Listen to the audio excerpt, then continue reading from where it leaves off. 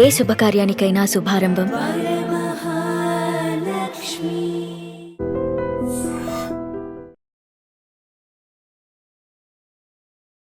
ఆరు రాష్ట్రాల పోలీసులకు మోస్ట్ వాంటెడ్ మావోయిస్టు పార్టీ కేంద్ర కమిటీ సభ్యుడు హిడ్మా అలియాస్ మాధవి హిడ్మా ఈ రోజు ఎన్కౌంటర్ గురయ్యారు.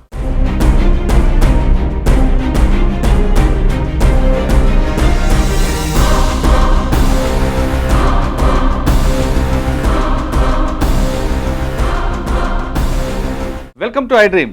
Big breaking news. ఆరు రాష్ట్రాల పోలీసులకు మోస్ట్ వాంటెడ్ మావోయిస్టు పార్టీ కేంద్ర కమిటీ సభ్యుడు హిడ్మా అలియాస్ మాధవి హిడ్మా ఈ రోజు ఎన్కౌంటర్ గురయ్యారు. అతను చనిపోయినట్లుగా పోలీసులు కూడా ధృవీకరిస్తున్నారు. ఈరోజు తెల్లవారుజామున 6 గంటలకు ఆంధ్రప్రదేశ్ రాష్ట్రంలో మారేడుమిల్లి అటవీ ప్రాంతంలో జరిగిన భీకరమైన ఎన్కౌంటర్లో హిడ్మాతో పాటు మరో 5గురు చనిపోయినట్లుగా పోలీసులు చెప్తున్నారు.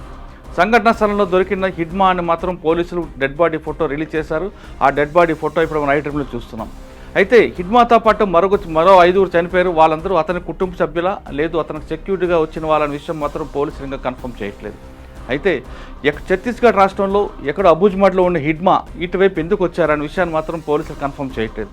అక్కడి నుంచి అతను ఆంధ్రప్రదేశ్ రాష్ట్రం వైపు రావాలని ప్రయత్నం చేస్తూ ఏఓబీలోకి వచ్చారా, లేదు ఇక్కడ ఆంధ్రప్రదేశ్లో ఒక కమిటీ ఉంది, చెల్లూరు నారాయణరావు అలియాస్ జనార్దన్ పేరు మీద ఒక కమిటీ తిరుగుతుంది, అతనికి సపోర్ట్ చేయడానికి వచ్చారా, లేదు ఇక్కడ షెల్టర్ తీసుకోవడానికి వచ్చారా అనే విషయం మాత్రం కన్ఫర్మ్ కావట్లేదు.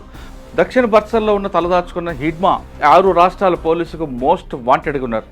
అతను మిలిటరీ ఆపరేషన్లో చాలా దిట్టగా ఉంటాడు. ఎక్కడ పోలీసులకు దాడులు జరిగినా, పోలీసులు ఎక్కడ చనిపోయినా ఆ సంఘటనలో హిడ్మా ఉంటారు. అతని వ్యూహం ఉంటుందని పోలీసులు ఇప్పటికే నమ్ముతున్నారు. అతనిపైన దాదాపు ₹1 కోటి పైగా రివార్డు ఉన్నట్లుగా 6 రాష్ట్రాల పోలీసులు చెప్తున్నారు. ఒకవైపు ఛత్తీస్గఢ్, మహారాష్ట్ర, జార్ఖండ్ పోలీసులకి ముప్పు తెప్పులు పెడుతున్న హిడ్మా ఆంధ్రప్రదేశ్ ఎందుకు వచ్చారనే విషయం మాత్రం ఇంకా కన్ఫర్మ్ కావట్లేదు. మనకున్న సమాచారం ప్రకారం మిగతా రాష్ట్రాల పోలీసుల యొక్క దాడులు ఎక్కువ అవుతున్నాయి. ఆపరేషన్ కగార్ అనేది చాలా తీవ్రంగా ఉంది.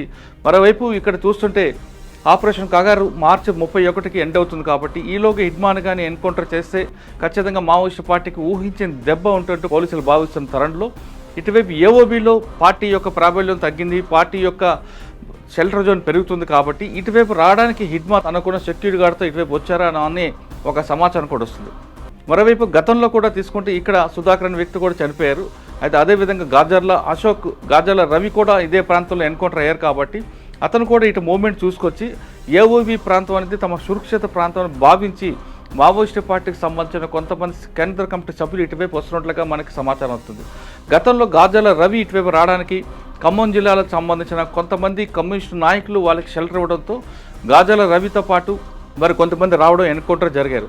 ఇక్కడ స్టేట్ కమిటీ వరకు తీసుకుంటే చెల్లూరు నారాయణరావు ప్రాబల్యం ఎక్కువ కనిపిస్తుంది. అతనికి ఒక 20 మంది 1+20 మెంబర్స్ తిరుగుతున్నారు. కాబట్టి వాళ్ళ సహకారంతో ఇక్కడ ఏఓబీ ప్రాంతంలో మరొకసారి ప్రాబల్యం చూపించడానికి, పార్టీ బలోపేతం చేయడానికి హిడ్మా ఇటువైపు వస్తున్నారా, లేదు బస్తర్ జిల్లాలో ఎక్కువగా పోలీసులు ఒత్తిడి పెరిగింది కాబట్టి ఇక్కడ తలదాచుకోవడానికి వస్తున్నారా అనేది మాత్రం క్లారిటీ రాలేదు. ఏదేమైనా సరే ఈరోజు తెల్లవారుజామున 6 గంటలకు టైగర్ జోన్లో జరిగిన భీకరమైన ఎన్కౌంటర్లో హిడ్మాతో పాటు మరో 5గురు చనిపోయినట్లుగా సమాచారం క్లారిటీగా వస్తుంది. కానీ హిడ్మాతో పాటు మరో 5గురు ఎవరితో మాత్రం ఇంకా సమాచారం రాలేదు. కానీ హిడ్మా చనిపోవడం ఉంది మావోయిస్టు పార్టీకి ఊహించిన దెబ్బ అని మాత్రం చాలా స్పష్టంగా చెప్పుకోవచ్చు. ఇక్కడ చెల్లూరు నారాయణరావుతో పాటు మరో 20 మంది ఎక్కడున్నారనే విషయం మాత్రం పోలీసులు ఇంకా కొనసాగిస్తున్నారు గ్రే హౌండ్ దళాలు. ఎందుకంటే చెల్లూరు నారాయణరావు యొక్క సహకారంతోనే హిడ్మాతో పాటు మరో 5గురు ఇటువైపు వచ్చినట్లుగా మన సమాచారం అవుతుంది.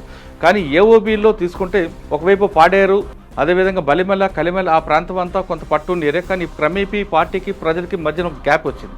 కానీ రంపచోడవరం, మారేడుమిల్లి ప్రాంతాల్లో ఇక్కడ కూడా పెద్దగా పార్టీకి మద్దతు లేకపోయినా ఇటువైపు రావడానికి వాళ్ళకి ఈజీగా యాక్సెస్ కనిపించింది. ఎందుకంటే ఒకవేళ ఛత్తీస్గఢ్ నుంచి నడక దారిలో వస్తున్నప్పుడు ఛత్తీస్గఢ్ నుంచి చింతూరు మీదుగా గోదావరి అంటే అక్కడ సీలేరు ఉంటుంది, సీలేరు దిగికి వచ్చిన తర్వాత ఇటు రంపచోడవరంకి వచ్చే మార్గం ఉంది. కాబట్టి ఆ ప్రాంతంలో ఒక మావోయిస్టు పార్టీకి ఒకప్పుడు బలంగా ఉన్న రంపచోడవరం, ఈ డొంకరాయి ఈ ప్రాంతంలో తలదాచుకోవడానికి హిడ్మాతో పాటు మరి 5గురు వస్తున్నారా, లేదు ఇటగై మన ఆంధ్రప్రదేశ్లో తమ ప్రాబల్యం చూపించి ఇక్కడ ఎవరికైనా టార్గెట్ చేద్దామనే ఉద్దేశంతో వస్తున్నారా అనేది ఇంకా మనకు సమాచారం రావాల్సి ఉంది.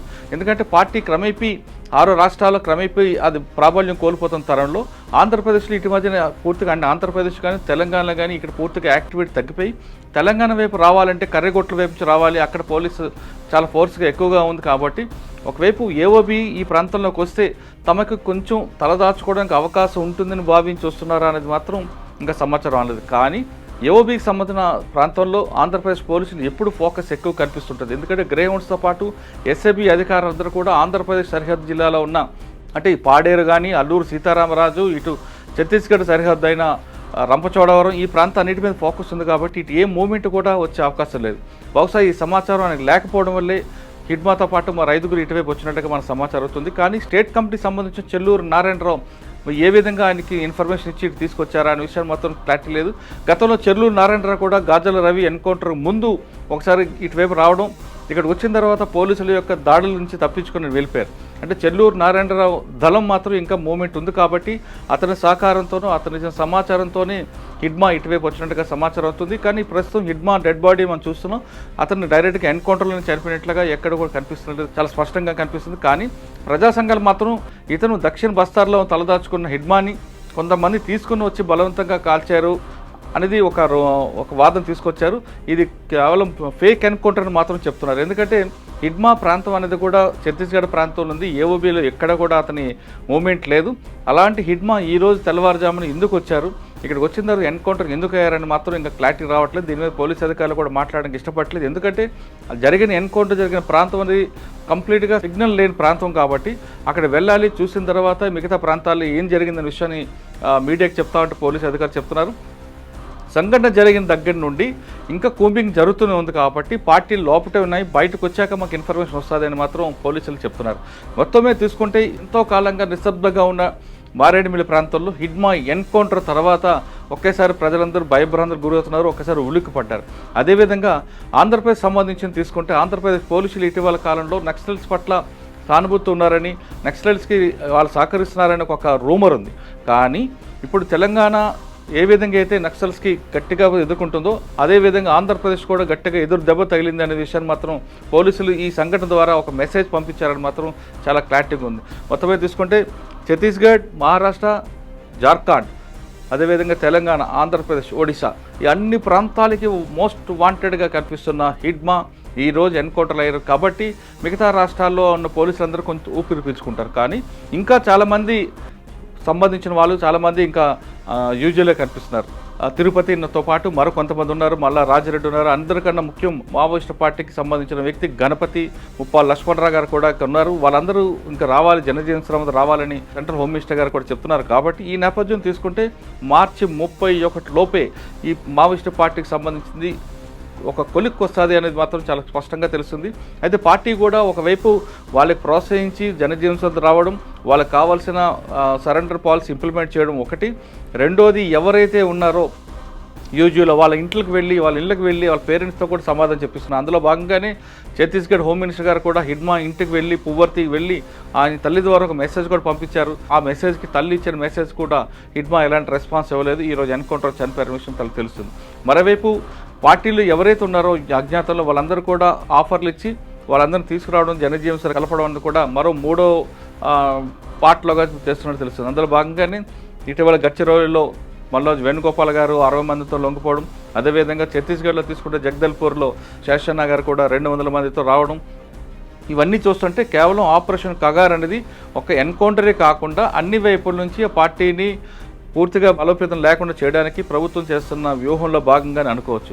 ఒకవైపు ఇది ఒకటే కాకుండా ఎక్కడైతే డెవలప్మెంట్ లేదో ఆ ప్రాంతంలో ఆయా ప్రాంతాలకు సంబంధించిన అధికారులు, ఆ ప్రాంతానికి సంబంధించిన ప్రభుత్వాలు పూర్తిగా గ్రామీణ స్థాయికి వచ్చి అంటే కేవలం పోలీసులే అని కాకుండా రెవెన్యూ డిపార్ట్మెంట్ అవ్వచ్చు, పంచాయతీరాజ్ అవ్వచ్చు, ఇరిగేషన్ అవ్వచ్చు, ఆయా అటవీ ప్రాంతాలకు వెళ్ళి ఆ గ్రామాల్లో ఉన్న డెవలప్మెంట్ చేయడం, అంటే యువత ముఖ్యంగా పార్టీ వైపు వెళ్లకుండా ఉండడానికి ఏం చేయాలనే విషయాలను కూడా ప్రభుత్వాలు, అన్ని రాష్ట్ర ప్రభుత్వాలు, కేంద్ర ప్రభుత్వం సహకారంతో ఈ విధంగా ముందుకు వెళ్ళనుంది.